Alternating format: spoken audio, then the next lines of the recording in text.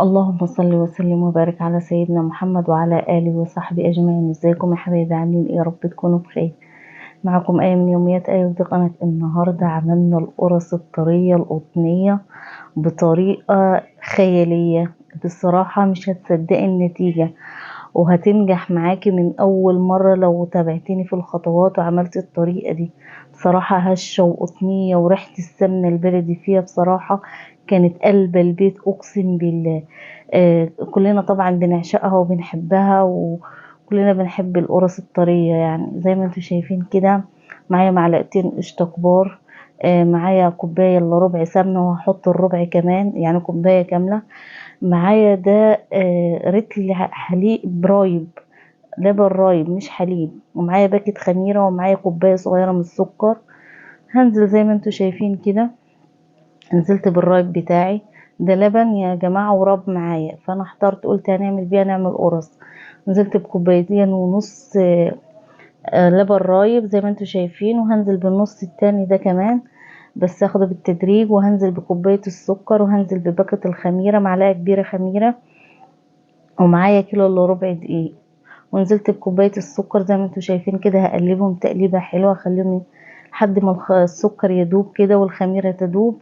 وبعد كده هفضل اقلب اقلب زي ما انتم شايفين. صلوا على الرسول، وما تنسونوش تعملوا لايك وشير، وتشيروا القناة وتشتركوا في القناة عشان يوصلكم مني كل جديد. بعد كده نزلت بالقشطة زي ما انتم شايفين كده. وبعد كده هنزل بالدقيق بقى. وبعد ما انزل بالدقيق هفضل اعجن بقى القرص طريقة، عايزة عجن حلو كده عشان النتيجة اللي شفناها في اول فيديو، النتيجة القطنية دي. هفضل اعجن زي ما انتم شايفين كده، تبقى عجينة ملزقة. وفي نفس الوقت بعد ما اخلصها خلاص انزل بالسمنة بقى. بصراحة السمنة هتخليها في الاخر طرية وهشة وقطنية. انت بنفسك هتتبهري من النتيجة. وهفضل بقى اعجن كده زي ما انتم شايفين. مش بعجن عجن، انا بدخل السمنة بس في قلب العجين، بخلي العجين يشرب السمنة، يشرب السوائل، اي سوائل انا حطاها. حطيت هنا السمنة بالتدريج، وحطيت الربع كمان، ودهنت الصواني كمان سمنة بلدي. وهتشوفوا معايا كده حبايب قلبي، بصراحة والله العظيم انا بصراحة ما شبعتش منها.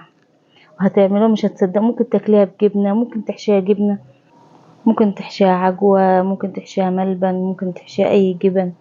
بس انا بصراحة انا بحبها قرص سادة طرية. بحب اكلها مع الشاي بلبن، بحب اكلها بالجبنة، احط عليها جبنة. بصراحة بتبقى خرافية. وزي ما انتوا شايفين كده العجينة زي الفل وزي القشطة اتملكت، بقت حاجة خرافية زي ما انتوا شايفين كده. هلم العجينة بقى وهغطيها كده ببلاستيك، وهسيبها لحد العجينة دي ما تشوفوها معايا دلوقتي، لحد البولة دي ما تمتلئ بالعجين. شايفين ما شاء الله، بسم الله ما شاء الله. والعجينة طرية، وتشوفوها في ايدي كده. جبت صواني بتاعتي طبعا، دهنتها حبة من السمنة كده، مش هتاخد سمنة كتير عشان نكمل بقى ريحة السمنة البلدي. دهنتها كده بمعلقتين سمنة بلدي. وزي ما انتوا شايفين كده هفضل اقطع القرص على قد قطعة ايدي كده، زي ما تحب، كبيرة صغيرة، بحبها وسط. وهفضل افرد كده زي ما انتوا شايفين، بتفرد معايا بسهولة جدا جدا جدا. وهقطعهم وهو كذلك. لو وصلت لحد هنا يا حبايبي، ما تنسوش في اللايك والشير، وتشيروا القناة عشان يوصلكم مني كل جديد، وتشتركوا وتفعلوا زرار الجرس. وهفضل زي ما انتوا شايفين كده اقرص في القرص كده شايفين القطعة دي مخلي القرص كلها سوا واحد، زي ما انتوا شفتوها كده في اول. والله العظيم حاجة قطنية وحاجة تحفة. والحماء يعني اللون الاحمر اللي انتوا شفتوه فيه ده، دهنتها في الاخر كده معلقة قشطة من فوق قبل ما ادخلها الفرن، هتشوفوها دلوقتي. يعني بصراحة حاجة خرافية. انا بصراحة انا عمري ما اكلت قرص وعجبتني قد اللي انا بعملها بالوصفة دي. وبعد كده زي ما انتوا شايفين خلاص انا خلصت اول صينية، وابتديت في التانية. بسم الله ما شاء الله، الكيلو الا ربع عمل معايا 4 صواني. بسم الله ما شاء الله تبارك الرحمن. طلع معايا يجي 20 واحدة كده، 19 واحدة بصراحة مش فاكرة بالظبط، انا عدهم مع بعض. هنا معايا 6 اهو، والتانية فيها 6 12، ولسه باقيين صورتين تاني هحط في دي 4.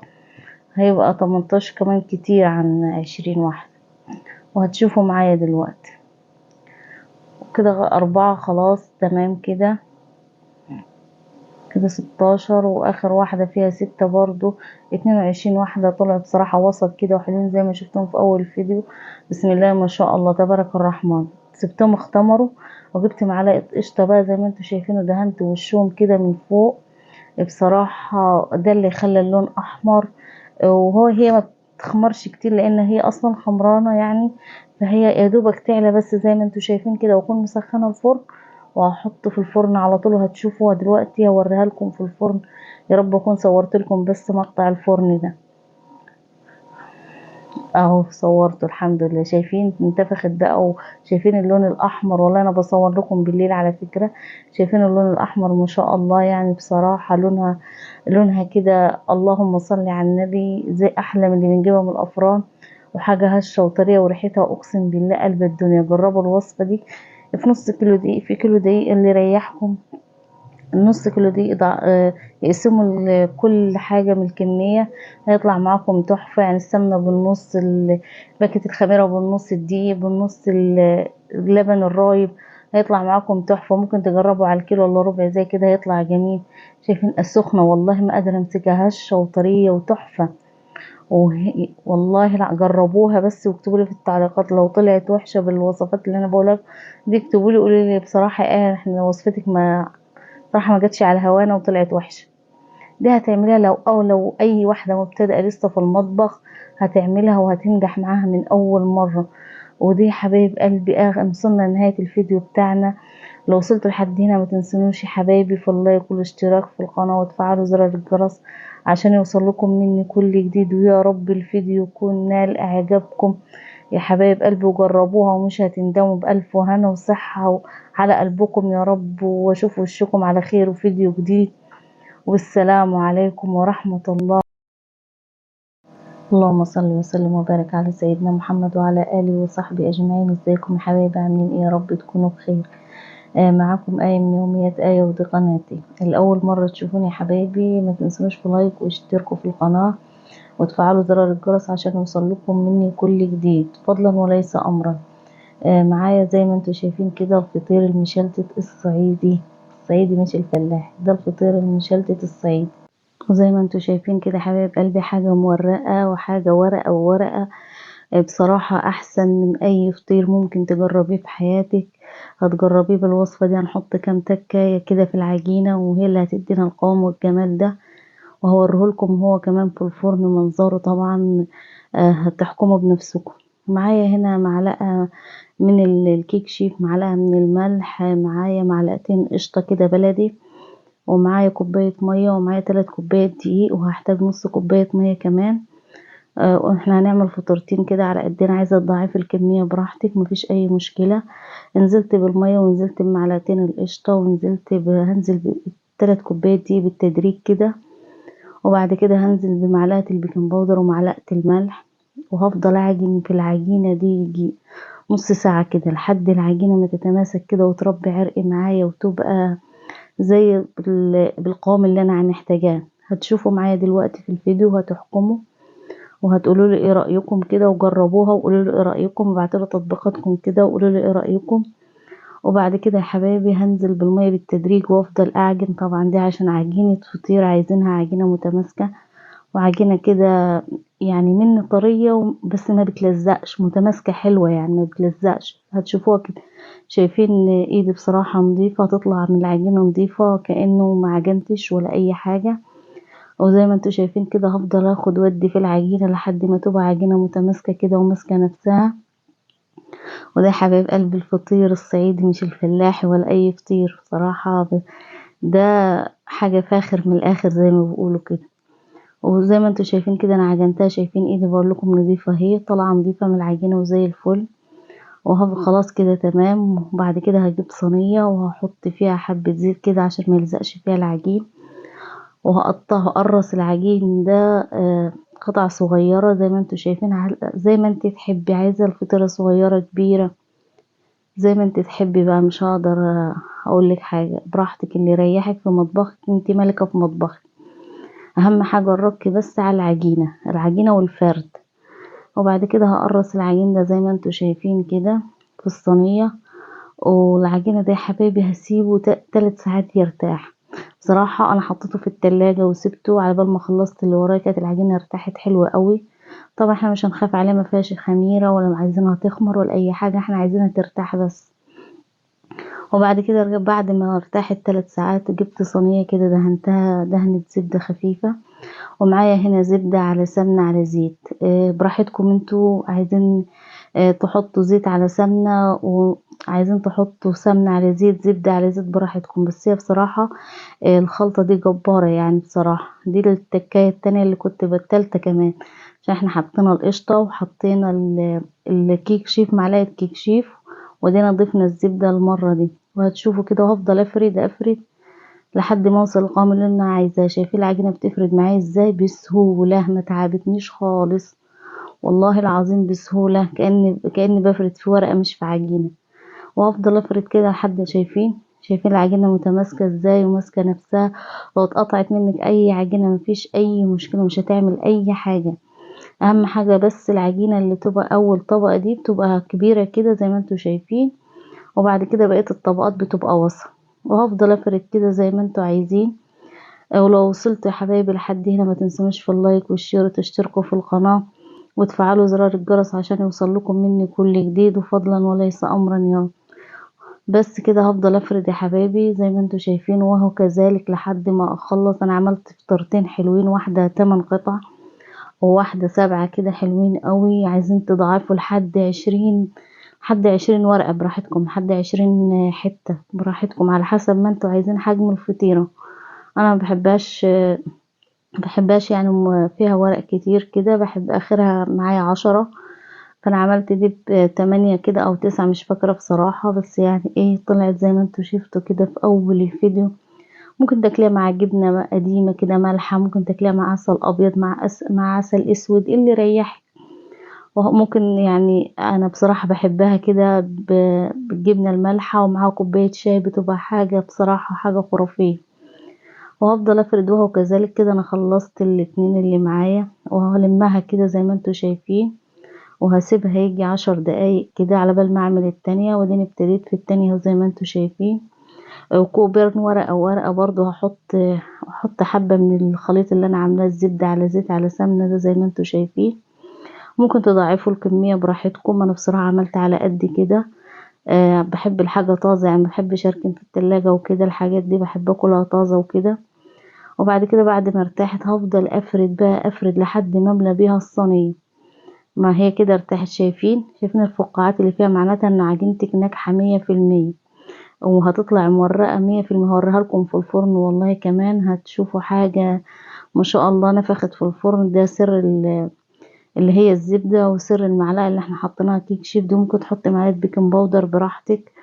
بس الصراحة الكيك شيف ده يعني انا مجرباه، بستعمله على طول في الفطير وكده. اما دول تكايتين جداد بقى، ما حصري بصراحة. وبعد كده هفضل افرد دي الفطيرة التانية، وانا مسخنة الفرن طبعا. بقول لكم دي الفطيرة التانية، وهتشوفوها دلوقتي. والله انا قلت اوريها لهم في الفرن بقى عشان يشوفوا كل حاجة معايا وكده، ما بخلش على حبايبي. وبعد كده هحطهم في الفرن يا حبايبي. شايفين؟ وكنت بعملهم بالليل والله. حبيت اوريكم. شايفين المنظر؟ مورقة قبل ما تستوي ما شاء الله. وشايف نفخت ازاي في الفرن؟ بسم الله ما شاء الله. بصراحة حاجة خرافية ما شاء الله. هي بتتكلم عن نفسها يعني. ولا طردت سمنتها بقى، ولا السمنة زي ما بنشوفوها في الصينية كده. بنصفي السمنة منها والكلام ده. لا لا لا، هي ال الكيك شيف والزبدة بتمتص طبعا العجينة وكده، بتشرب العجينة يعني بتاعتها وكده. رقع العجينة يا حبايبي. شايفين؟ وحطيت كده معلقتين قشطة من فوق انا وبفردها. انا ما اكيد انتوا خدتوا بالكم. واللون ده طبعا معلقتين القشطة. هي لسه منتفخة معايا وسخنة، مش عايزة تبرد.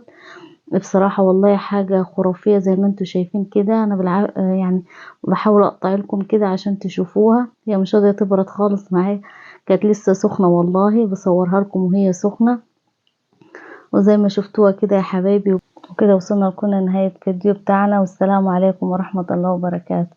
اللهم صل وسلم وبارك على سيدنا محمد وعلى آله وصحبه أجمعين. ازيكم يا حبايبي؟ عاملين ايه؟ يا رب تكونوا بخير. معاكم آية من يوميات آية ودي قناتي. الحلاوة دي، الطعامة دي. احنا النهاردة عملنا كيكة دريم، اللي هي كيكة عبارة عن طبقات من الشوكولاتة.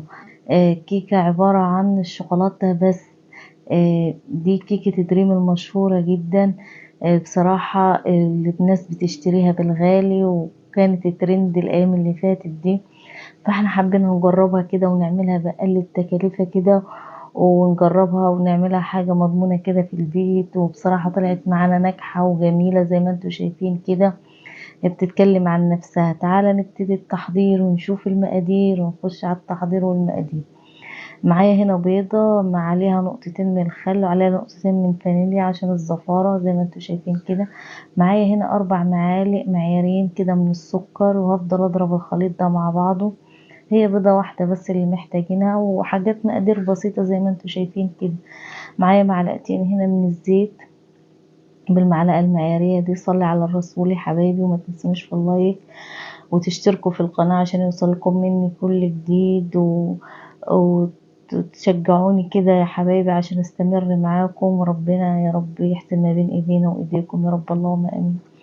نزلت هنا طبعا بمعلقتين زيت ومعلقتين من اللبن، والخليط خلاص لحد قعدت اضرب فيه لحد ما لونه فتح كده وبقى جميل، وده بالسكر معانا. وبعد كده نزلت بمعلقتين كبار من الكاكاو. وبعد كده نزلت ب4 معالق كده من معالق الشاي دقيق، وعليهم معلقة بيكنج باودر.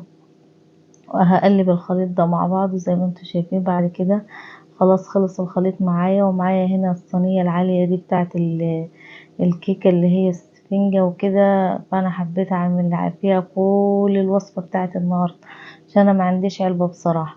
ودهناها، حاطه لها ورق زبدة كده ودهناها دهنة بالزيت. ونزلت بالخليط واحطها على فرن مسخنة مسبقا على درجة حرارة 180، وشغلها تحت بس مش هولعها فوق خالص. واسيبها كده لحد ما تستوي هتشوفوها معايا. ومعايا هنا 2 باكت من كريم شانتيه، اللي هو مش الخام. ممكن تجيبوا الخام عادي مفيش مشكلة، بس تضيفوا عليه سكر. ده محلى من عند دي باكيتات محلى يعني مش خام.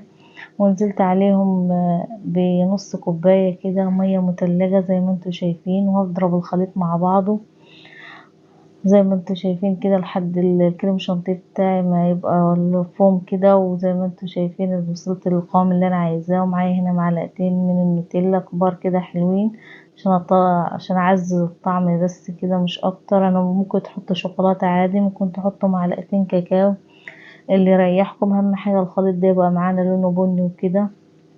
وهضربهم ضربتين زي ما انتوا شايفين. لو وصلتوا لحد هنا ما تنسونيش في اللايك والاشتراك في القناة وتفعلوا زرار الجرس عشان يوصلكم مني كل جديد.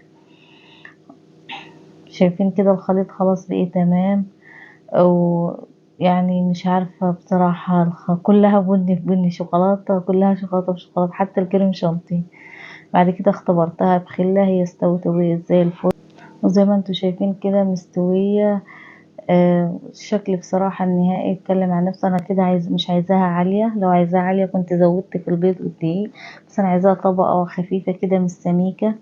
بعد كده معايا باكت من الشوكولاتة 200 جرام هقطعه كده. معلش بس هو كان في التلاجة متجمد، فانا هحاول اقطعه كده بالسكينة.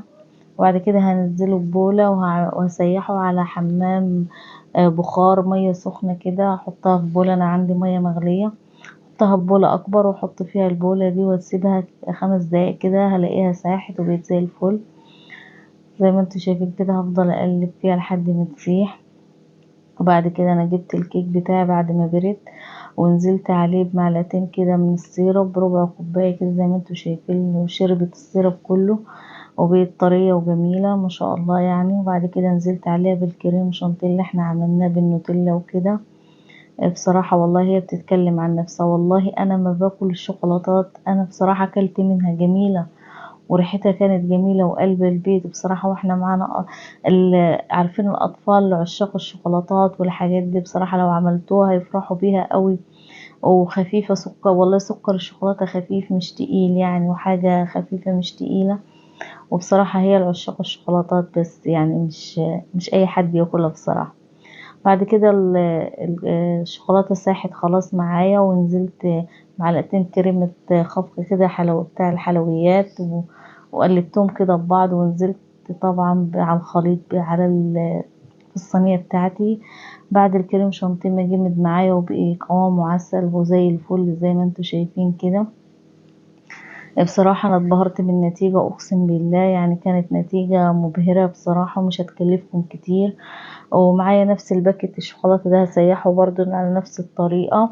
شايفين انا الشوكولاتة جمدت اصلا معايا من 10 دقايق في التلاجة. بعد كده نزلت بالخليط النهائي. اللهم صل وسلم وبارك عليك يا حبيبي يا رسول الله. وبعد كده هسوي الخليط ومعايا معلقتين كاكاو كده هرشهم عليهم الشكل النهائي، وزي ما انتوا شفتوها في اول الفيديو بتتكلم عن نفسها. وكده نكون وصلنا لنهاية الفيديو بتاعنا، واستنوني في فيديو جديد يا حبايبي. قولوا لي ايه رأيكم في الوصفة دي، وبألف هنا وشفا وصحة على قلبكم يا رب. ويا ريت تدعموني عشان استمر معاكم. طبعا انا بجيبها لكم بأبسط، انا بحاول والله يسهل معاكم وبجيبها لكم بأقل التكاليف. بصراحة وزي ما انتوا شايفين كده وشكل النهائي. واشوفكم على فيديو جديد يا حبايب قلبي، والسلام عليكم ورحمة الله وبركاته. اللهم صل وسلم وبارك على سيدنا محمد وعلى آله وصحبه أجمعين. ازيكم يا حبايبي، عاملين ايه؟ يا رب تكونوا بخير. معكم آية من يوميات آية، ودي قناتي. لو أول مرة تشوفوني يا حبايب قلبي ما تنسونوش باللايك والشير والاشتراك في القناة عشان يوصلكم مني كل جديد. وحبايبي اللي متابعيني ما ينسونوش باللايك وتعليق حلو كده يا حبايبي زيكم، عشان تشيروا القناة ويوصلكم مني كل جديد. انا عملت غدا النهارده يا حبايبي، عملت الكبده الاسكندراني بصراحه بقلل التكاليف كده. وعملنا شويه تكات وحركات كده زي اللي بنشتريها من بره بالظبط، واحلى كمان حاجه في البيت ومضمونه. وكبده طبعا انت مشترياها وعارفاها انك انت جايباها من فين، وعارفه الجزار بتاعك وكده، يعني حاجه هتعمليها بأقل التكاليف. وهتعمل معاكي كميه حلوه قوي، هتكفي 4 افراد حلوين ونص كيلو. وعملنا معاهم كده حبة رز بالزبدة كده، بصراحة حاجة خرافية. النهاردة يا حبايبي أنا اشتغلت على نص كيلو كبدة. شايفين أنا بوريكم بس شكل التقديم وكده. ومعاهم كده فاكرين مخلي الليمون اللي أنا خليته معاكم، بصراحة طلع جميل وتحفة. لي 7 أيام النهاردة. زبدة بصراحة ما شاء الله زي ما انتوا شايفين كده.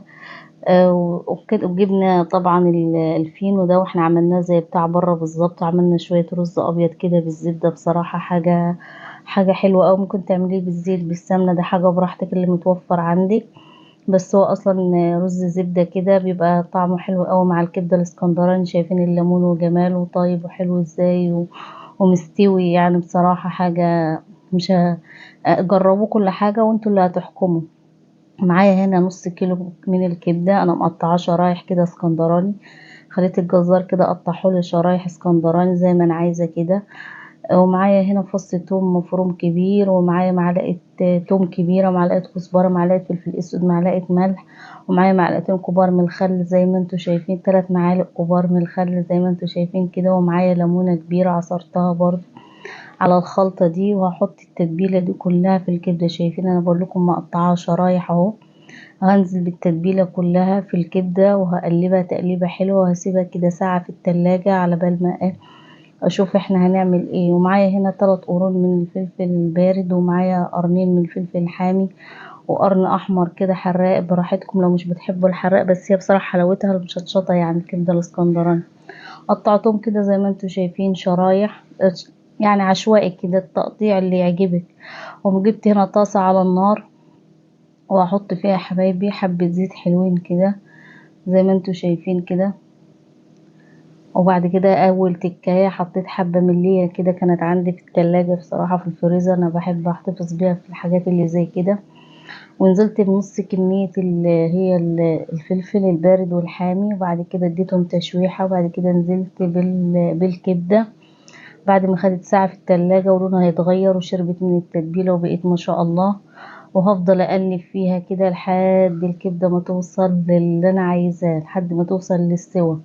شايفين منظرها بصراحة بتتكلم عن نفسها، حاجة تفتح النفس بصراحة. واعملي نص كيلو كبدة يكفي 4 افراد. بس زودي الفلفل حبة، ممكن تعملوها ببصل بس انا حبيت اعملها اسكندراني بتوم وخل بس النهاردة. بعد كده دخلت في السوا ونزلت بباقي كمية الفلفل اللي انتوا شايفين، وهفضل اشوحها تشويحتين كده حلوين زي ما انتوا شايفين. لحد ما توصل للسوى اللي انا عايزاه. بعد كده بقول لكم تمام هي استوت، انا هطفي عليها. وبعد كده جبت حلة كده صغيرة على كوباية على كوباية رز، بس اللي هو المج العادي المعيار تشوفوا معايا دلوقتي. ونزلت بمعلقة زبدة كبيرة حلوة كده، وبعد كده نزلت بالرز، وهفضل اقلب لحد الكل حباية ما تتغلف بالزبدة زي ما انتوا شايفين كده. كده تمام، مش عايزاه يتحمر، انا عايزة اشوحه بس في الزبدة. ونزلت عليهم بنفس الكوباية المعيارية دي، كوباية ونص مية، ونزلت عليهم بالملح. شايفين منظر الزبدة ولون المية صفرة وجميلة ازاي وحلوة، منظر الزبدة فيها فظيع. وكده وصلنا للشكل النهائي طبعا اللي شفته في اول الفيديو. ما تنسونوش في لايك وشير، ويا رب يكون الفيديو نال اعجابكم. والسلام عليكم. اللهم صل وسلم وبارك على سيدنا محمد وعلى اله وصحبه اجمعين. ازيكم يا حبايبي، عاملين ايه؟ يا رب تكونوا بخير. معكم آية من يوميات آية، ودي قناتي. ازيكم يا حبايبي، عاملين ايه؟ النهارده يا حبايب قلبي انا عامله لكم البيتزا باقل التكاليف وحاجات بسيطه، وان شاء الله موجوده في كل بيت. وهقول لك البدايل للحاجه اللي انا هستعملها، وان شاء الله باذن الله هتكون حاجه قطنيه كده بعجينه هشه. بصراحه حاجه مش قادره اوصف لكم يعني. حتى لو انت بتعمليها لاول مره هتبقى استاذه فيها وهتعمليها وتفرحي بنفسك. او بصراحه يعني حاجه احلى من المحلات بكتير. احنا دلوقتي البيتزا اي بيتزا وصلت 80-90 جنيه. يا رب يكون ان شاء الله تعجبكم وتنول اعجابكم ان شاء الله يا رب كده. وما تنسوش تدعوا له دعوة حلوة كده، وتدعموني كده، وتعملوا له لايك وشير ويوصل عشان يوصل لكم مني كل جديد يا حبايبي يا رب. زي ما انتوا شفتوا كده في اول الفيديو، دي البيتزا التانية. بصراحة انا عملت 2 بصراحة تحفة، وكل واحدة بحشو يختلف عن التانية. طبعا كل حد بيحب حاجة تختلف عن التانية، وانتوا الحشو اللي انتوا عايزين انا هقول لكم هالبدايل للحشو اللي انا حطاه بصراحة. فنبتدي على التحضير ونشوف المقادير ونشوف احنا عملناها ازاي. معانا هنا يا حبايبي معايا معلقتين لبن بودر، معايا معلقة كبيرة خميرة، معلقة كبيرة من السكر، معايا 3 كوبايات من الدقيق، معايا كوباية مية دافية. بس مش هضيف انا بصراحة كوباية المية الدافية خدت 3 كوبايات دقيق. معايا هنا علبة زبادي صغيرة زي ما انتوا شايفين كده، معايا زيت، معايا ملح. نزلت بالمية الدافية ونزلت بالزبادي ونزلت بحبة ملح زي ما انتوا شايفين كده. وبعد كده هنزل بالخميرة والسكر. بصراحة جربوها والله مش هتندموا. وهضرب السوائل مع بعض كده لحد ما خلاص الخليط يوصل للقوام اللي انا عايزاه. وبعد كده نزلت كده بمعلقتين كبار من الزيت، وهنحط كمان حبة زيت في الاخر كده في العجينة بعد ما تخلص. هتشوفوا كده معايا انا عامله لكم خطوة بخطوة. وبعد كده هنزل بالدقيق زي ما انتوا شايفين كده. هنزل بكوبايتين ونص، واخلي نص لو احتاجته هحط، بس انا احتاجته وحطيته.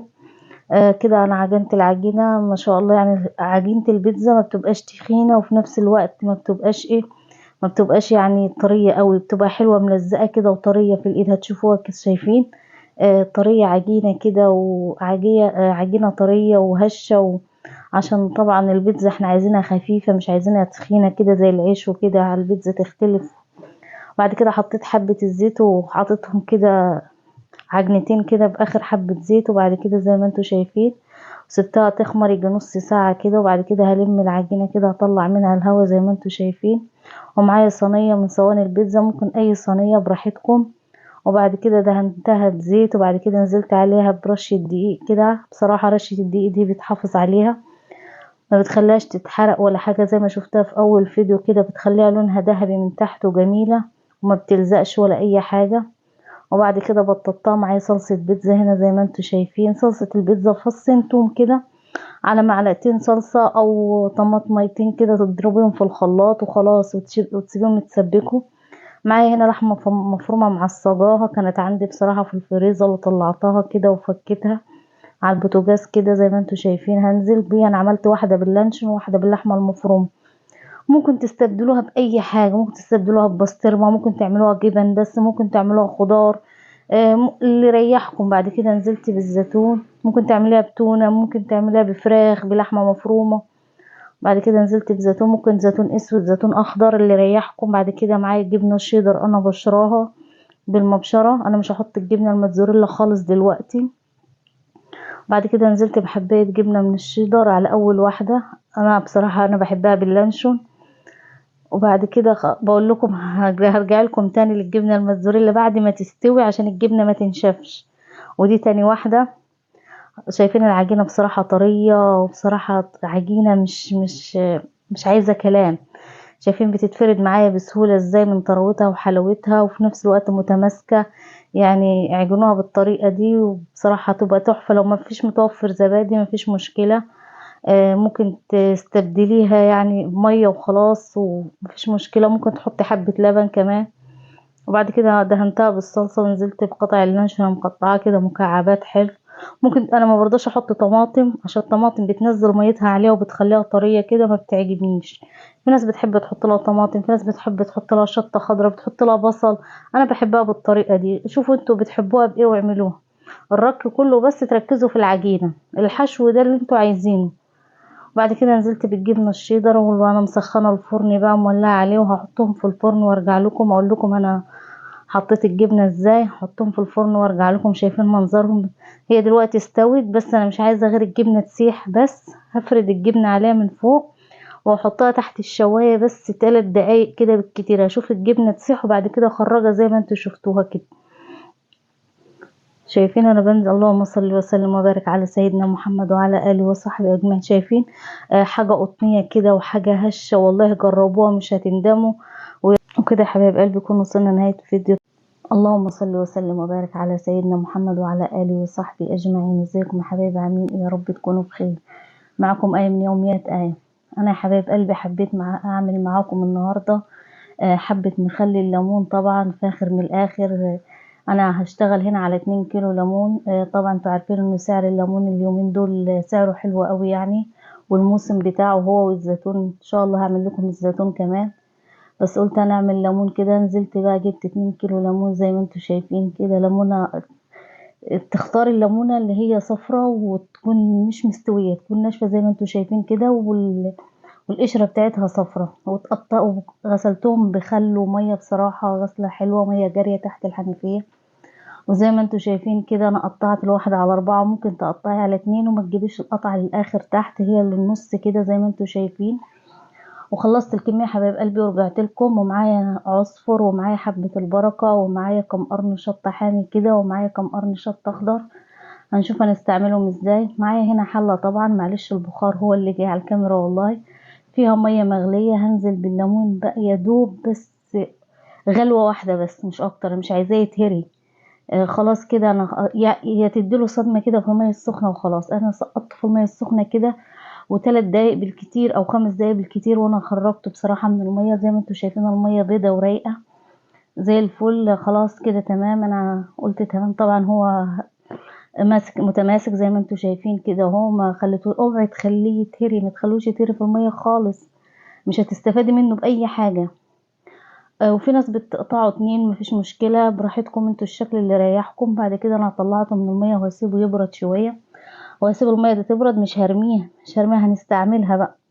جبت هنا الكب حبايب قلبي ونزلت بالشطة اللي هي الحمراء. نزلت عليها بحبة ملح كده ربع الكمية اللي معايا. وهضربها في الكب حلوة قوي بصراحة. شوية مخلي ليمون جربوهم مش هتندموا بصراحة. لا زودنا اضافات تانية ولا الكلام ده كله. هي بصوا هي بتاعت امهاتنا، تخليل امهاتنا بتاعت زمان. ومعايا طبعا برطمانين هنا متعقمين مية سخنة وزي الفل. ومعايا حبة البركة مع العصفر. ومعايا هنا الشطة انا عملتها في الكبة زي ما انتوا شايفين. هنشوف انا هستعملها ازاي دلوقتي.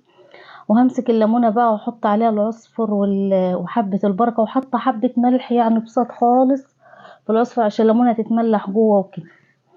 وهنزل بقى وهو كذلك لحد ما اخلص الكمية. بصراحة عملوا لي 2 من البرطمان بصراحة حلوين قوي قوي. وهتشوفوا في الاخر برضو التكية اللي هنحطها كده مادة حافظة ليها وهتخلي الليمونة كده مزبدة معاكي وزي اللي بنشتريها من بره واحلى كمان. انا جبت طبعا مية الليمون اللي انا قلت لكم مش هرميها، المية اللي انا سلقت فيها الليمون. حطيت فيها بقى العصفر بقى اللي كان باقي. وحطيت فيها هحط فيها دلوقتي الملح. حطيت فيها الملح. حط فيها كمان حبة من هرسة الشطة. انا كنت هحطها كلها بس بصراحة لقيتها حراقة جدا. ممكن انتوا تضيفوا يعني شطة برادة ويعني و2 قرن من الحرقة. انا بصراحة ما لقيتش عندي شطة باردة، فحطيت كله شطة حرارة، فلقيتها مولعة فانا حطيت نص الكمية. شايفين لون المية احمر وجميل بصراحة، زي ما بتجيبوه من المية الحمرا كده المزبدة دي، المرملة اللي بنجيبها من المحلات كده وبنعشقها. احنا هنعمله في البيت بأبسط حاجة وقل التكاليف. كيلو الليمون ب10 جنيه اليومين دول، مش غالي قوي يعني. هتجيلك 2 كيلو هيعملوا معاكي 2 برطمان حلوين قوي. وبعد كده ملحت المية حبايب قلبي وجبت، وهفضل انزل لحد ما اغطي حطيت فيه قرون شطة كده في النص وفوق زي ما انتوا شايفين كده. طبعا الشطة لما بتتخلل مع الليمون تبقى حاجة تانية بصراحة، بتبقى حاجة فاخر من الاخر. وهو كذلك، واحط البرطمان التاني كمان هعبيه كمان زي ما انتوا شفتوا. في تكاية احطها في الاخر كده، هي اللي هتحفظ لي المخمق، والاخره 7 ايام بالظبط وتاكلي منه. وما تنسونيش يا حبايب قلبي، لو وصلتوا لحد هنا في اللايك والشير وتشيروا القناة وتشتركوا في القناة عشان يوصلكم مني كل جديد.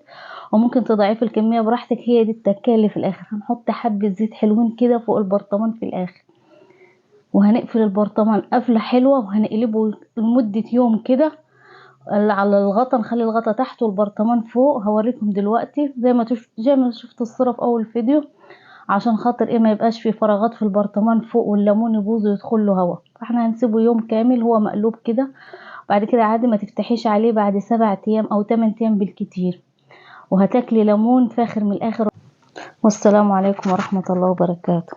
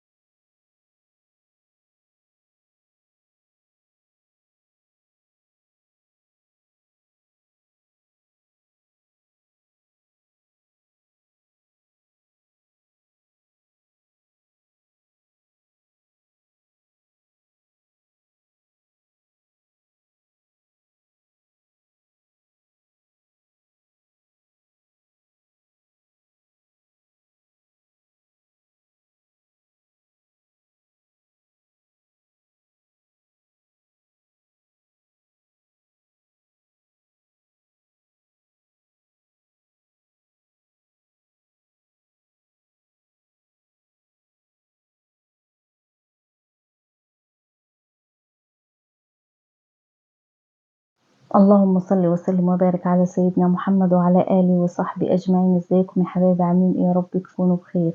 معكم آية من يوميات آية ودي قناتي. النهاردة زي ما انتم شايفين كده انا عملت لكم قشطة باللبن.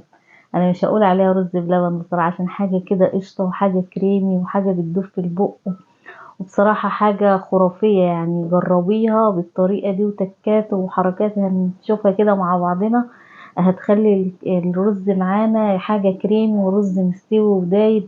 في ناس كتير بتشتكي بيبقى الرز ناشف ومش حلو وبتحط لبن كتير، فاحنا هنعمل له كام تكاية كده. هنشوف احنا بنسويه بالطريقة ازاي اللي بتخليه طري وناعم وكريمي كده. معايا كوبايتين قهوة من الرز، الكوباية اللي شايفينها الصغيرة دي فيها القشطة، ومعايا كوباية الا ربع قشطة على كريمة لباني، ومعايا كوبايتين لبن، ومعايا كوباية سكر يا حبايب قلبي زي ما انتوا شايفين كده. وهنزل بمعلقة الكريم شانتيه على اللبن البودر على معلقة نشا كده صغيرة. ولازم طبعا دول اقلبهم على البارد، هقلبهم مع بعض كده زي ما انتوا شايفين. في الاول احنا حطينا في الحلة كوبايتين مية كده من الكوباية المعيارية العادية بتاعة الشاي بتاعتنا، وخليناها غلت ونزلنا بالرز فيها لحد ما يستوي ويشرب ميته خالص. هتشوفوا معايا دلوقتي. فانا دوبت النشا واللبن البودرة والكريم شانتيه وركنتهم على جنب. اديكم شايفين زي ما انتوا شايفين، رجعت لكم كده هو خلاص شرب ميته واستوى الرز زي ما انتوا شايفين. بصراحة حاجة تحفة. اللهم صل وسلم وبارك على سيدنا محمد، وربنا يحسن ما بين ايديكم وايدينا يا رب، اللهم امين. وبعد كده يا حبايب قلبي نزلت باللبن زي ما انتوا شايفين كده، كوبايتين اللبن معايا شايفين كأنه مفيش رز، كأنه لبن. يعني شايفين الرز خلاص استوى وبقى كريمي كده، وحاجة بصراحة حاجة خرافية. يعني جربوه مش هتندموا. لو وصلتوا لحد هنا ما تنسوش لايك وشير وتشيروا القناة عشان يوصلكم مني كل جديد يا حبايب قلبي، وتفعلوا زرار الجرس. ونزلت بكوباية السكر وقلبتهم تقلبتين كده وخليتهم خدوا غلوة، وبعد كده نزلت بالخليط اللي انا عملته اللي هيخلي السر بقى، السر معانا النهاردة اللي هيخلي الرز بلبن بتاعنا كريمي. قشطة باللبن زي ما بنقول. بصراحة جربوه مش هتندموا وهتدعولي. انا بعمل الوصفه دي بصراحه لي سنين وسنين وبيطلع تحفه معايا، او هيطلع معاكم لو انت اول مره تعمليه يطلع معاكي ناجح من اول مره. وبعد كده غلي غلوتين ونزلت بالكوبايه القشطه، هي الكوبايه الصغيره دي اللي انا كنت عامله بيها الرز، كوبايتين منها رز، يعني مش حاجه كبيره. بعد كده قلبتهم تقلبتين زي ما انتم شايفين. انا بوريكم شايفين رب وش ازاي ولسه ما نزلش، يعني عمل قشره كده ووش بصراحه، ولسه ما نزلتوش من على البوتاجاز ولا على النار. بس كده تمام. انا والله العظيم مصوره لكم هو سخن وموريكم في الاطباق وهو سخن، ما خليتوش يعني مجرد ما تحطيه كمان في التلاجة هيمسك نفسه يبقى احلى واحلى بصراحه. ده هو وسخن وماسك نفسه اهو. يعني بصراحه لما تحطيه في التلاجة هيبقى كريمي اكتر ومتماسك كده وحاجه خرافه يعني. وبألف هنا وشفا يا حبايب قلبي على قلبكم يا رب، اللهم امين. وجربوه كده ومش هتندموا. كلنا احيانا بنطلب رز بلبن مهلبية كده. قوموا جربوا الوصفة دي. ولو مفيش عندكم لبن بودر مفيش مشكلة، مفيش عندكم اللي هو كريم شانتيه برضو مفيش مشكلة، عادي اعملوه عادي كده بلبن ونشا وسكر وهيطلع معاكم خراب. بس زودي اللبن شوية وسويه بالطريقة اللي احنا سويناه بيه. بعد كده نزلت بحبة مكسرات كده كانت عندي. وبعد كده كانت عندي حتة قشطة كده بشرتها كده بالمبشرة، قلت اجرب واحد كده بالشوكولاتة كده عشان يبقى زي بتاع المحلات وكده. ممكن تحطي عليه اي ممكن تشكلي، ممكن تحط نوتيلا، ممكن تحطي شوكولاتة عادية، ممكن تحطي اللي يريحك اللي المتوفر عندك في البيت. فاحنا قلنا نعمله بأبسط الحاجات كده عشان يبقى ايه، ما يبقاش مكلف وكده. شايفين انا بوريكم الكريمة اهو لسه سخن. حاجة انا دقت بصراحة معاكم تحفة والله العظيم، جميل وتحفة ولسه سخن بصراحة. يعني زي ما شفتوا في اول فيديو برضو كان لسه سخن. جربوه يا حبايب قلبي مش هتندموا. السلام عليكم ورحمة الله وبركاته. اللهم صل وسلم وبارك على سيدنا محمد وعلى آله وصحبه أجمعين. ازيكم يا حبايبي، عاملين ايه؟ يا رب تكونوا بخير. معاكم آية من يوميات آية ودي قناتي. الأول مرة تشوفوني يا حبايبي ما تنسونوش في لايك واشتركوا في القناة وتفعلوا زرار الجرس عشان يوصلكم مني كل جديد فضلا وليس أمرا. معايا زي ما انتوا شايفين كده الفطير المشلتت الصعيدي مش الفلاح، ده الفطير المشلتت الصعيدي. وزي ما انتوا شايفين كده حبايب قلبي حاجة مورقة وحاجة ورقة وورقة. بصراحة أحسن من أي فطير ممكن تجربيه في حياتك. هتجربيه بالوصفة دي. هنحط كام تكاية كده في العجينة وهي اللي هتدينا القوام والجمال ده. وهوريهولكم هو كمان في الفرن منظره طبعا هتحكموا بنفسكم. معايا هنا معلقة من الكيك شيف، معلقة من الملح، معايا معلقتين قشطة كده بلدي، ومعايا كوباية مية، ومعايا 3 كوبايات دقيق، وهحتاج نص كوباية مية كمان. واحنا هنعمل فطيرتين كده على قدنا، عايزة تضاعفي الكمية براحتك مفيش اي مشكلة. نزلت بالمية ونزلت بمعلقتين القشطة هنزل ب3 كوبايات دقيق بالتدريج كده. وبعد كده هنزل بمعلقة البيكنج باودر ومعلقة الملح، وهفضل اعجن في العجينة دي يجي نص ساعة كده لحد العجينة ما تتماسك كده وتربي عرق معايا وتبقى زي بالقوام اللي انا محتاجاه. هتشوفوا معايا دلوقتي في الفيديو وهتحكموا وهتقولوا لي ايه رأيكم كده، وجربوها وقولوا لي ايه رأيكم، وابعتوا لي تطبيقاتكم كده وقولوا لي ايه رأيكم. وبعد كده يا حبايبي هنزل بالمية بالتدريج وافضل اعجن. طبعا دي عشان عجينة فطير عايزينها عجينة متماسكة، وعجينة كده يعني من طرية بس ما بتلزقش، متماسكة حلوة يعني ما بتلزقش. هتشوفوها كده، شايفين ايدي بصراحة نظيفة، هتطلع من العجينة نظيفة كأنه ما عجنتش ولا اي حاجة. وزي ما انتوا شايفين كده هفضل اخد ودي في العجينة لحد ما تبقى عجينة متماسكة كده وماسكة نفسها. وده يا حبايب قلب الفطير الصعيدي مش الفلاحي ولا اي فطير بصراحة، ده حاجة فاخر من الاخر زي ما بيقولوا كده. وزي ما انتوا شايفين كده انا عجنتها، شايفين ايدي بقول لكم نظيفة، هي طالعة نظيفة من العجينة وزي الفل. خلاص كده تمام. وبعد كده هجيب صينية وهحط فيها حبة زيت كده عشان ما يلزقش فيها العجين، هقرص العجين ده قطع صغيرة زي ما انتوا شايفين، زي ما انت تحبي، عايزة الفطيرة صغيرة كبيرة زي ما انت تحبي بقى. مش هقدر اقولك حاجة، براحتك اللي يريحك في مطبخك، انت مالكة في مطبخك.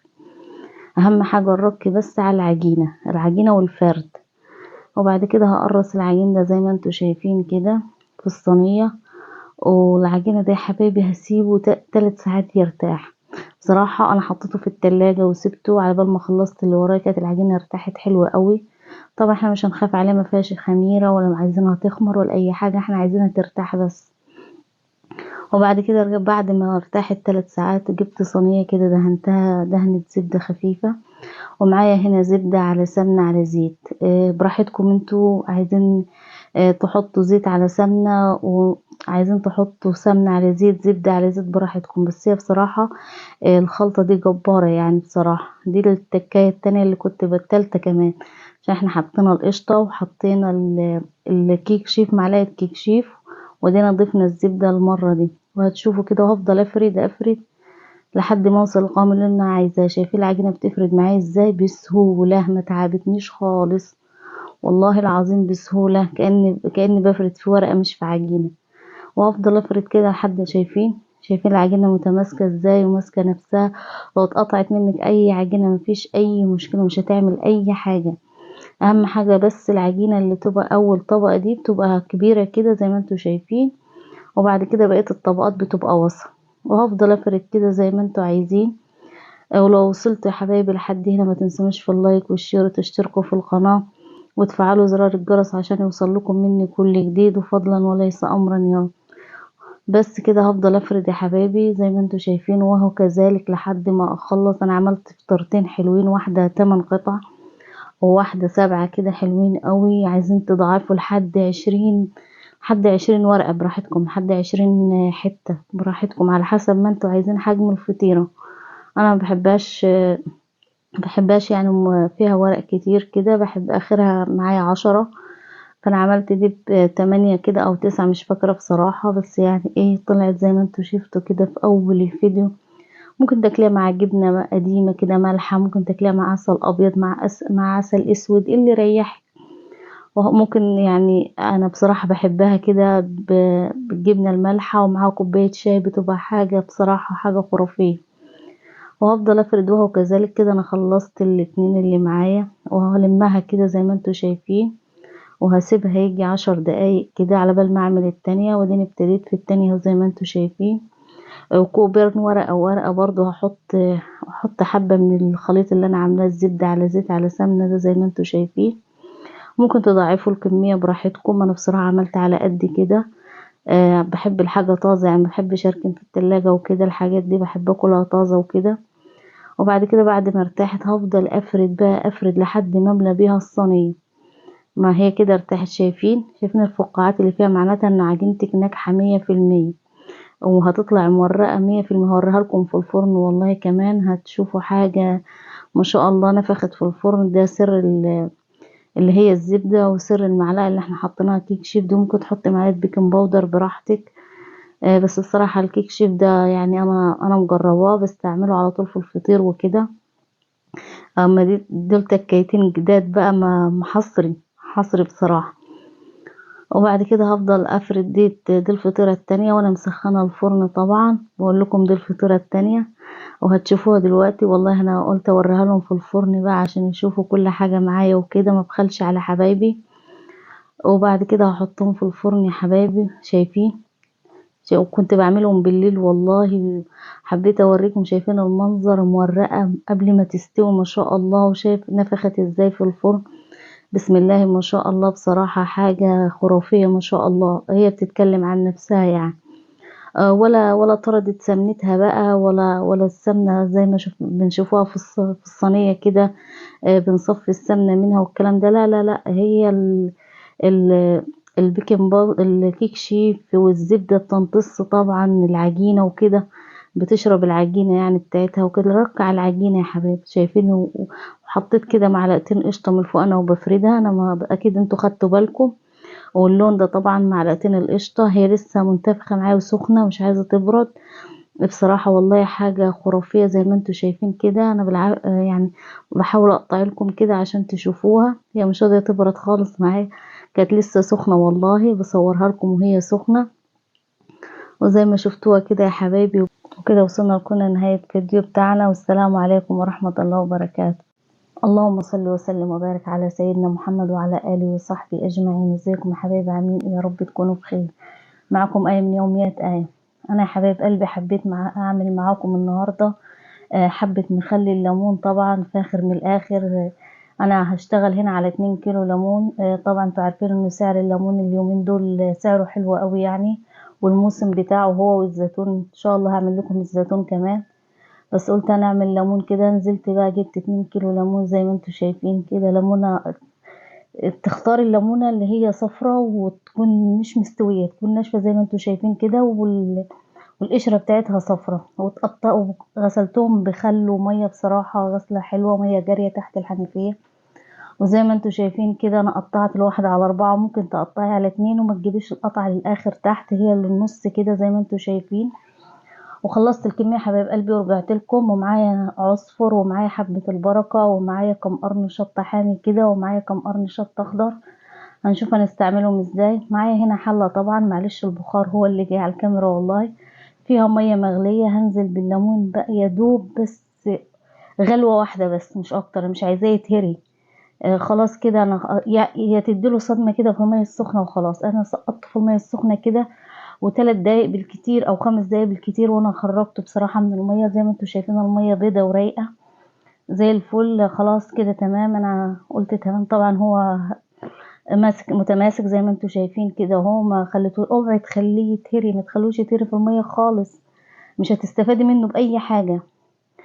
وفي ناس بتقطعوا 2، مفيش مشكلة، براحتكم انتوا، الشكل اللي يريحكم. بعد كده انا طلعته من المية وهسيبه يبرد شوية، وهسيب المية دي تبرد. مش هرميها، هنستعملها بقى. جبت هنا الكب يا حبايب قلبي، ونزلت بالشطة اللي هي الحمراء، نزلت عليها بحبة ملح كده، ربع الكمية اللي معايا. وهضربها في الكبة حلوة قوي بصراحة. شوية مخلي الليمون جربوهم مش هتندموا بصراحة. لا زودنا اضافات تانية ولا الكلام ده كله. هي بصوا، هي بتاعت امهاتنا، تخليل امهاتنا بتاعت زمان. ومعايا طبعا برطمانين هنا متعقمين مية سخنة وزي الفل، ومعايا حبة البركة مع العصفر، ومعايا هنا الشطة انا عملتها في الكبة زي ما انتوا شايفين. هنشوف انا هستعملها ازاي دلوقتي. وهمسك الليمونة بقى واحط عليها العصفر وحبة البركة، وحاطة حبة ملح يعني بساط خالص في العصفر عشان الليمونة تتملح جوه وكده. وهنزل بقى وهو كذلك لحد ما اخلص الكمية. بصراحة عملوا لي 2 من البرطمان بصراحة حلوين قوي قوي. وهتشوفوا في الاخر برضو التكية اللي هنحطها كده مادة حافظة ليها، وهتخلي الليمونة كده مزبدة معاكي وزي اللي بنشتريها من بره واحلى كمان. انا جبت طبعا مية الليمون اللي انا قلت لكم مش هرميها، المية اللي انا سلقت فيها الليمون. حطيت فيها باقي العصفر بقى اللي كان باقي، وحطيت فيها هحط فيها دلوقتي الملح، حطيت فيها الملح، حط فيها كمان حبة من هرسة الشطة. انا كنت هحطها كلها بس بصراحة لقيتها حراقة جدا. ممكن انتوا تضيفوا يعني شطة برادة ويعني واتنين قرن من الحرقة. انا بصراحة ما لقيتش عندي شطة باردة، فحطيت كله شطة حراقة، فلقيتها مولعة فانا حطيت نص الكمية. شايفين لون المية احمر وجميل بصراحة، زي ما بتجيبوه من المية الحمرا كده المزبدة دي المرملة اللي بنجيبها من المحلات كده وبنعشقها. احنا هنعمله في البيت بأبسط حاجة وقل التكاليف. كيلو الليمون ب10 جنيه اليومين دول، مش غالي قوي يعني. هتجيلك 2 كيلو هيعملوا معاكي 2 برطمان حلوين قوي. وبعد كده ملحت المية حبايب قلبي، وجبت وهفضل انزل لحد ما اغطي حطيت فيه قرون شطة كده في النص وفوق زي ما انتوا شايفين كده. طبعا الشطة لما بتتخلل مع الليمون تبقى حاجة تانية بصراحة، بتبقى حاجة فاخر من الاخر. وهو كذلك، واحط البرطمان التاني كمان هعبيه كمان زي ما انتوا شفتوا. في تكاية احطها في الاخر كده هي اللي هتحفظ لي المخمق، والاخره 7 ايام بالظبط وتاكلي منه. وما تنسونيش يا حبايب قلبي لو وصلتوا لحد هنا في اللايك والشير وتشيروا القناة وتشتركوا في القناة عشان يوصلكم مني كل جديد. وممكن تضاعفي الكمية براحتك. هي دي التكاية اللي في الاخر. هنحط حبة زيت حلوين كده فوق البرطمان في الاخر، وهنقفل البرطمان قفلة حلوة، وهنقلبه لمدة يوم كده على الغطا. نخلي الغطا تحت والبرطمان فوق. هوريكم دلوقتي زي ما شفتوا الصورة في اول فيديو، عشان خاطر ايه ما يبقاش في فراغات في البرطمان فوق والليمون يبوظ ويدخل له هوا. فاحنا هنسيبه يوم كامل هو مقلوب كده. بعد كده عادي ما تفتحيش عليه بعد 7 ايام او 8 ايام بالكتير، وهتاكلي ليمون فاخر من الاخر. والسلام عليكم ورحمة الله وبركاته.